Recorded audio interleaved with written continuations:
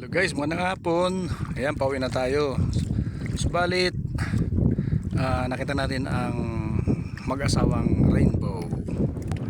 Ayan o. Dalawa sila. Yung isa naka-bultag, yung isa medyo wala na yung isa. Pero dalawa sila guys. Ayan o. Alam nyo guys na mayroon pangako ang Diyos dyan. Nakasulat sa Biblia na yan ay palatandaan ng Diyos na hindi na niya muling babahain ang buong mundo. Yan na yan. Yun po yan ang pangako ng Diyos. Kaya sa tuwing magpapakita ang paghari na yan o rainbow, yan po ay nagpapaalala sa pangako ng Diyos. Ayan. So tumigil tayo lang saglit para makapag video at the same time kasi mayroong konting ulan. Kailangan natin magpatila. Ayan guys, ang ganda ng baghari. Ayan o. Pagka may ganyan na baghari o rainbow ay meron ding bahagyang pag-ulan. Ayan, naalala nyo ba nung binahan ang buong mundo? Ayan.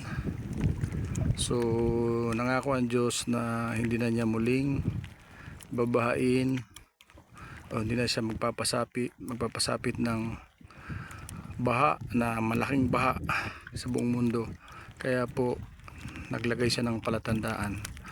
Yan po yung nakasulat sa Biblia bilang pangako ng Diyos na nagpapakita po yan, pagpapaalala sa atin. Ayan, thank you for watching mga guys.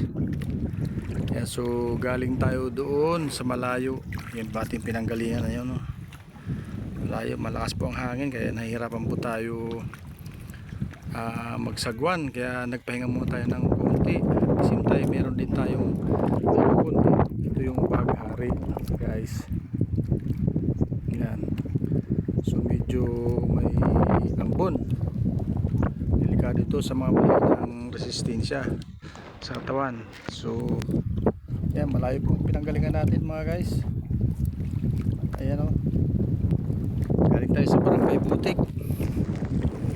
So ayan, umuulan na dito, ambon, ulan na to, delikado.